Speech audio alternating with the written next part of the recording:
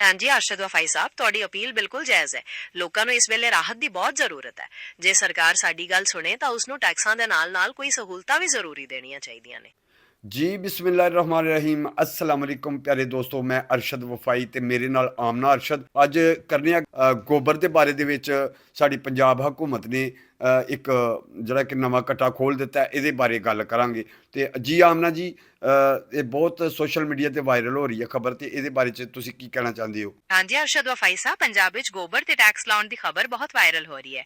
Social media ਤੇ ਇਸ ਬਾਰੇ ਤਰ੍ਹਾਂ-ਤਰ੍ਹਾਂ ਦੀਆਂ ਗੱਲਾਂ ਹੋ ਰਹੀਆਂ ਨੇ। ਕੋਈ ਕਹਿ ਰਿਹਾ ਹੈ ਕਿ ਇਹ ਨਾਜਾਇਜ਼ ਹੈ ਤੇ ਕੋਈ ਇਸ ਨੂੰ ਸਰਕਾਰ ਦਾ ਫੈਸਲਾ ਦੱਸ ਰਿਹਾ ਹੈ। ਕੀ ਤੁਹਾਡੇ ਕੋਲ ਕੋਈ ਪੱਕੀ ਜਾਣਕਾਰੀ ਹੈ?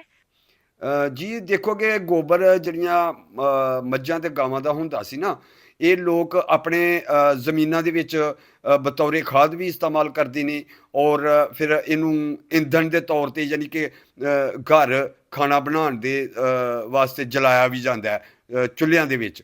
ਔਰ ਇਹ ਬਹੁਤ ਫਾਇਦੇਮੰਦ ਸੀ, ਜਿੱਦਾਂ ਕਿ ਸਾਨੂੰ ਉਲਟਾ ਨੁਕਸਾਨ ਹੋਏਗਾ ਹੁਣ, ਕਿ ਸਾਨੂੰ ਜਿਹੜਾ ਕਿ ਪੈਸੇ ਵੀ ਦੇਣੇ ਪੈਣਗੇ। ਯਾਨੀ ਕਿ ਰੋਜ਼ਾਨਾ ਇੱਕ ਭੈਂਸ ਦੇ ਜਾਂ ਗਾਏ ਦੇ, ਫੀ ਗਾਏ ਦੇ ਮੇਰੇ ਖਿਆਲ 'ਚ 30 ਰੁਪਏ ਰੋਜ਼ਾਨਾ ਦੇ ਇਹ ਹਕੂਮਤ ਕਹਿ ਰਹੀ ਹੈ। ਤੁਸੀਂ ਬਿਲਕੁਲ ਸੱਚ ਕਹਿ ਰਹੇ ਹੋ ਕਿ ਗੋਬਰ ਬਹੁਤ ਫਾਇਦੇਮੰਦ ਹੁੰਦਾ ਹੈ। ਇਹ ਖਾਦ ਅਤੇ ਇੰਧਨ ਦੋਨਾਂ ਵਾਸਤੇ ਵਰਤਿਆ ਜਾਂਦਾ ਹੈ। ਸਰਕਾਰ ਵੱਲੋਂ ਇਸ ਤੇ ਟੈਕਸ ਲਾਉਣ ਨਾਲ ਲੋਕਾਂ ਨੂੰ ਨੁਕਸਾਨ ਹੋਵੇਗਾ।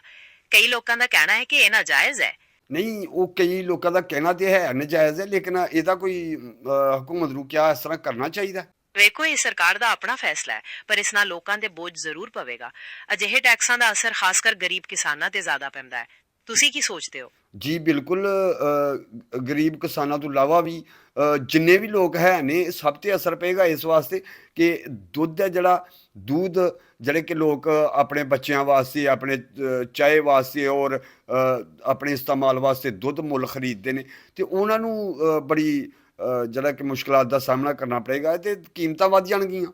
ਹਾਂਜੀ, ਜਦੋਂ ਖਰਚੇ ਵਧਣਗੇ ਤਾਂ ਦੁੱਧ ਦੀ ਕੀਮਤ ਵੀ ਆਮ ਤੌਰ ਤੇ ਵਧੇਗੀ। ਇਸ ਦਾ ਅਸਰ ਹਰ ਬਜਟ ਤੇ ਪਏਗਾ, ਕਿਉਂਕਿ ਦੁੱਧ ਹਰ ਘਰ ਦੀ ਲੋੜ ਹੈ। ਅਜਿਹੇ ਹਾਲਾਤ ਵਿੱਚ ਸਰਵਜਨਿਕ ਸੁਵਿਧਾਵਾਂ ਤੇ ਨਿਰਭਰਤਾ ਵੱਧ ਜਾਂਦੀ ਹੈ।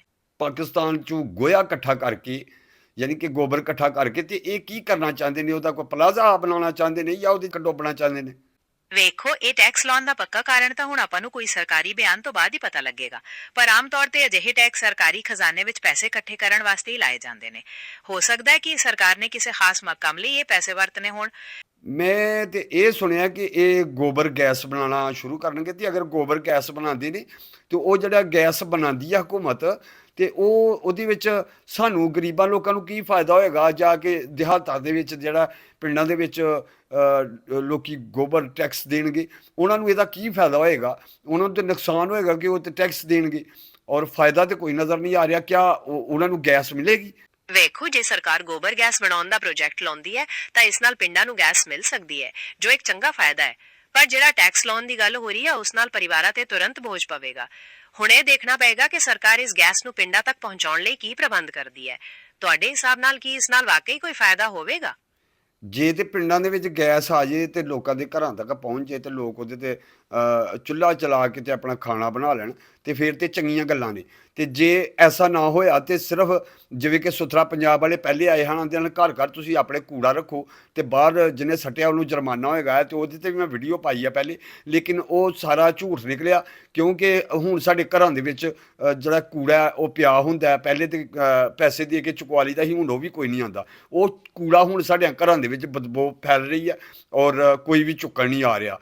ਤਕਰੀਬਨ 3 ਤੋਂ 4 ਮਹੀਨੇ ਹੋਏ ਨੇ ਮੇਰੇ ਘਰ ਦੇ ਵਿੱਚ ਜਿਹੜਾ ਨਾ ਰੂੜੀ ਲੱਗੀ ਪਈ ਆ, ਲੇਕਿਨ ਕੋਈ ਚੁੱਕਣ ਨਹੀਂ ਆ ਰਿਹਾ। ਤੇ ਇਸੇ ਤਰ੍ਹਾਂ ਹੀ ਹੋਣਾ ਕਿ ਪਹਿਲੇ ਪਹਿਲੇ ਖਬਰ ਹੁੰਦੀ ਹੈ, ਇਹ ਹੋ ਜਾਏਗਾ, ਉਹ ਹੋ ਜਾਏਗਾ, ਮੁੜ ਕੇ ਹੁੰਦਾ ਕੱਖ ਵੀ ਨਹੀਂ। ਤੁਹਾਡਾ ਡਰ ਬਿਲਕੁਲ ਜਾਇਜ਼ ਹੈ। ਪਿਛਲੇ ਤਜਰਬਿਆਂ ਕਾਰਨ ਲੋਕਾਂ ਨੂੰ ਪਰੇਸ਼ਾਨੀ ਹੋਈ ਹੈ। ਕਈ ਲੋਕਾਂ ਨੂੰ ਇਹ ਉਮੀਦ ਹੁੰਦੀ ਹੈ ਕਿ ਜਦੋਂ ਕੋਈ ਵੱਡਾ ਕੰਮ ਸ਼ੁਰੂ ਹੁੰਦਾ ਹੈ ਤਾਂ ਉਸ ਦਾ ਫਾਇਦਾ ਪਿੰਡਾਂ ਤੱਕ ਵੀ ਪਹੁੰਚੇਗਾ, ਜਿਵੇਂ ਗੋਬਰ ਗੈਸ ਦਾ ਫਾਇਦਾ। ਪਰ ਜੇ ਅਜਿਹਾ ਨਹੀਂ ਹੁੰਦਾ ਤਾਂ ਉਹਨਾਂ ਨੂੰ ਨਿਰਾਸ਼ਾ ਹੁੰਦੀ ਹੈ। ਹੁਣ ਦੇਖਣਾ ਪਏਗਾ ਕਿ ਸਰਕਾਰ ਇਸ ਪ੍ਰੋਜੈਕਟ ਨੂੰ ਕਿਵੇਂ ਅੱਗੇ ਲੈ ਕੇ ਚੱਲਦੀ ਹੈ। ਤੁਹਾਡੇ ਸੋਚਣ ਵਿੱਚ ਕੀ ਸਾਨੂੰ ਹੁਣ ਸਾਡੇ ਸੋਚਣ ਦੇ ਵਿੱਚ ਤੇ ਇਹੋ ਹੀ ਲੱਗ ਰਿਹਾ ਕਿ ਇਹ ਸਰਕਾਰ ਨੇ ਸਿਰਫ ਪੈਸਾ ਇਕੱਠਾ ਕਰਨਾ ਹੈ। ਉਸ ਤੋਂ ਬਾਅਦ ਅਗਰ ਜੇ ਤੇ ਗੈਸ, ਗੋਬਰ ਗੈਸ ਬਣਾ ਸਕੇ ਸਰਕਾਰ, ਤੇ ਫਿਰ ਇਹਨਾਂ ਨੇ ਸਿਰਫ ਸ਼ਹਿਰਾਂ ਦੇ ਵਿੱਚ, ਵੱਡੇ ਵੱਡੇ ਸ਼ਹਿਰਾਂ ਦੇ ਵਿੱਚ ਜਿਹੜੇ ਕਿ ਅਮੀਰ ਲੋਕ ਨੇ, ਸੌਖੇ ਲੋਕ ਨੇ, ਉਹਨਾਂ ਨੂੰ ਵੀ ਫਾਇਦਾ ਦਿੱਤਾ ਜਾਏਗਾ। ਗਰੀਬ ਆਵਾਮ ਤੱਕ ਮੈਨੂੰ ਨਹੀਂ ਉਮੀਦ ਕਿ ਗੈਸ ਪਹੁੰਚੇ। ਜਾਂ ਤੇ ਫਿਰ ਇਸ ਤਰ੍ਹਾਂ ਕਰਨ ਕਿ ਲੋਕਾਂ ਨੂੰ ਕਹਿਣ ਕਿ ਤੁਸੀਂ ਜਿਹੜਾ ਗੈਸ ਫ੍ਰੀ ਲਈ ਲਵੀ ਜਾਓ, ਸਿਲੰਡਰ ਭਰਾਈ ਜਾਓ, ਪੈਸੇ ਗੌਰਮੈਂਟ ਦੇ, ਤੇ ਚਲੋ ਗਰੀਬਾਂ ਦਾ ਇਹ ਫਾਇਦਾ ਹੋ ਜਾਏਗਾ। ਜਿੰਨੀ ਦੇਰ ਗੋਬਰ ਗੈਸ ਤਿਆਰ ਨਹੀਂ ਹੁੰਦਾ ਤੇ ਉਨੀ ਦੇਰ ਚਲੋ ਇਹ ਸਿਲੰਡਰ ਵਾਲਾ ਗੈਸ ਹੀ ਸਾਨੂੰ ਫ੍ਰੀ ਦੇ ਵਿੱਚ ਦੇ ਦੇਣ, ਤੇ ਇਹ ਵੀ ਚੰਗਾ ਹੋ ਜਾਏਗਾ। ਤੁਹਾਡੀ ਇਹ ਮੰਗ ਬਿਲਕੁਲ ਸਹੀ ਹੈ ਕਿ ਜੇ ਸਰਕਾਰ ਪੰਜਾਬ ਦਾ ਭਲਾ ਚਾਹੁੰਦੀ ਹੈ ਤਾਂ ਉਸ ਨੂੰ ਗਰੀਬਾਂ ਨੂੰ ਗੈਸ ਸਸਤੀ ਕਰਨ ਦਾ ਕੋਈ ਨਾ ਕੋਈ ਹੱਲ ਲੱਭਣਾ ਚਾਹੀਦਾ ਹੈ।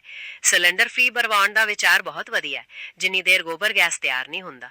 ਇਸ ਨਾਲ ਲੋਕਾਂ ਨੂੰ ਫੌਰੀ ਰਾਹਤ ਮਿਲੇਗੀ। ਜੀ ਬਿਲਕੁਲ। ਜੇ ਤੇ ਪਿੰਡਾਂ ਦੇ ਵਿੱਚ ਨਹੀਂ ਆ ਸਕਦੀ ਇਹ ਸਹੂਲਤ ਅਜੇ ਤੱਕ, ਯਾਨੀ ਕਿ ਬਾਇਓਗੈਸ ਦੀ, ਗੋਬਰ ਗੈਸ ਦੀ, ਤੇ ਉਨੀ ਦੇਰ ਇਹ ਸਹੂਲਤ ਦੇਣ। ਚਲੋ ਟੈਕਸ ਤੇ ਨਾ ਲਾ ਦਿੱਤਾ ਤੇ ਇਹ ਸਹੂਲਤ ਦੇਣ, ਚਲੋ ਆਮ ਲੋਕਾਂ ਨੂੰ ਨਹੀਂ, ਤੇ ਜਿਨ੍ਹਾਂ ਲੋਕਾਂ ਨੇ ਡੰਗਰ ਰੱਖੇ ਨੇ, ਜਿਨ੍ਹਾਂ ਦੇ ਕੋਲੋਂ ਇਹਨਾਂ ਨੇ ਟੈਕਸ ਵਸੂਲ ਕਰਨਾ, ਉਹਨਾਂ ਨੂੰ ਫ੍ਰੀ ਦੇ ਵਿੱਚ ਸਿਲੰਡਰ ਗੈਸ ਭਰਾ ਕੇ ਦੇਣ। ਹਾਂਜੀ, ਜਿਨ੍ਹਾਂ ਲੋਕਾਂ ਨੇ ਡੰਗਰ ਰੱਖੇ ਨੇ ਤੇ ਜੋ ਟੈਕਸ ਦੇ ਰਹੇ ਨੇ, ਉਹਨਾਂ ਨੂੰ ਸਰਕਾਰ ਵੱਲੋਂ ਇਹ ਸਹੂਲਤ ਮਿਲਣੀ ਬਹੁਤ ਜ਼ਰੂਰੀ ਹੈ। ਸਿਲੰਡਰ ਫ੍ਰੀ ਭਰਨਾ ਜਾਂ ਉਹਨਾਂ ਤੱਕ ਕੋਈ ਹੋਰ ਸਹੂਲਤ ਪਹੁੰਚਾਉਣਾ, ਇਸ ਨਾਲ ਉਹਨਾਂ ਨੂੰ ਕਾਫੀ ਰਾਹਤ ਮਿਲੇਗੀ। ਜੀ ਬਿਲਕੁਲ। ਤੇ ਹੁਣ ਮੈਂ ਇਹੋ ਹੀ ਕਹਿਣਾ ਚਾਹਨਾ ਕਿ ਸਾਡੀ ਗੌਰਮੈਂਟ ਅੱਗੇ ਅਪੀਲ ਹੈ ਕਿ ਜਨਾਬ ਇੰਨੇ ਟੈਕਸਾਂ ਦੇ ਬੋਝ ਦੇ ਥੱਲੇ ਸਾਨੂੰ ਦੱਬੀ ਜਾ ਰਹੇ ਹੋ। ਔਰ ਇਹ ਵੀ ਜਿਹੜਾ ਕਿ ਸਿਰਫ ਜਿਨ੍ਹਾਂ ਨੇ ਡੰਗਰ ਰੱਖੇ ਨੇ, ਸਿਰਫ ਉਹਨਾਂ ਵਾਸਤੇ ਹੀ ਨਹੀਂ, ਇਹ ਸਾਰੇ ਲੋਕਾਂ ਦੇ ਬੋਝ ਪਏਗਾ। ਤੇ ਮਿਹਰਬਾਨੀ ਕਰਨ ਤੇ ਕੋਈ ਸਹੂਲਤਾਂ ਵੀ ਦਿੱਤੀਆਂ ਜਾਣ, ਔਰ ਬਿਜਲੀ ਵੀ ਸਸਤੀ ਕੀਤੀ ਜਾਏ। ਔਰ ਪੈਟਰੋਲ ਤੇ ਅਜੇ ਸਸਤਾ ਨਹੀਂ ਹੋ ਰਿਹਾ, ਤੇ ਮਹਿੰਗਾ ਹੋ ਰਿਹਾ ਦਿਨ ਬ ਦਿਨ। ਔਰ ਇਹ ਤੇ ਤਕਰੀਬਨ 450 ਦੇ ਨੇੜੇ ਪਹੁੰਚ ਗਿਆ, ਤੇ ਅੱਗੇ ਵਧਣ ਦੇ ਵੀ ਇਮਕਾਨਾਤ ਹੈ ਨੇ। ਤੇ ਅੱਲਾ ਖੈਰ ਕਰੇ ਇਹਨਾਂ ਵਾਸਤੇ। ਇਹ ਹੈ ਕਿ ਸਾਡੇ ਵਾਸਤੇ ਕੋਈ ਸੋਚਣ, ਤੇ ਸਾਡੀ ਆਲਾ ਹਕਾਮ ਅੱਗੇ ਰਿਕੁਐਸਟ ਹੈ। ਔਰ ਇਹਦੇ ਤੇ ਅਸੀਂ ਆਪਣੀ ਵੀਡੀਓ ਦਾ ਇਖਤਤਾਮ ਕਰਨਾ ਚਾਹੁੰਦੇ ਹਾਂ। ਮੈਂ ਅਰਸ਼ਦ ਵਫਾਈ, ਤੇ ਮੇਰੇ ਨਾਲ ਆਮਨਾ ਅਰਸ਼ਦ ਸੀ। ਨੈਕਸਟ ਵੀਡੀਓ 'ਚ ਇਨਸ਼ਾਅੱਲਾ ਫੇਰ ਮਿਲਾਂਗੇ। ਹਾਂਜੀ ਅਰਸ਼ਦ ਵਫਾਈ ਸਾਹਿਬ, ਤੁਹਾਡੀ ਅਪੀਲ ਬਿਲਕੁਲ ਜਾਇਜ਼ ਹੈ। ਲੋਕਾਂ ਨੂੰ ਇਸ ਵੇਲੇ ਰਾਹਤ ਦੀ ਬਹੁਤ ਜ਼ਰੂਰਤ ਹੈ। ਜੇ ਸਰਕਾਰ ਸਾਡੀ ਗੱਲ ਸੁਣੇ ਤਾਂ ਉਸ ਨੂੰ ਟੈਕਸਾਂ ਦੇ ਨਾਲ-ਨਾਲ ਕੋਈ ਸਹੂਲਤਾਂ ਵੀ ਜ਼ਰੂਰੀ ਦੇਣੀਆਂ ਚਾਹੀਦੀਆਂ ਨੇ। ਬਿਜਲੀ ਸਸਤੀ ਹੋਵੇ, ਪੈਟਰੋਲ ਦੇ ਰੇਟ ਘਟਣ, ਇਸ ਨਾਲ ਲੋਕਾਂ ਨੂੰ ਵੱਡੀ ਮਦਦ ਮਿਲੇਗੀ। ਮੈਂ ਵੀ ਇਸ ਪ੍ਰੋਗਰਾਮ ਦੇ ਅੰਤ ਤੇ ਇਹੀ ਕਹਾਂਗੀ ਕਿ ਸਰਕਾਰ ਨੂੰ ਆਵਾਮ ਦਾ ਖਿਆਲ ਰੱਖਣਾ ਚਾਹੀਦਾ ਹੈ।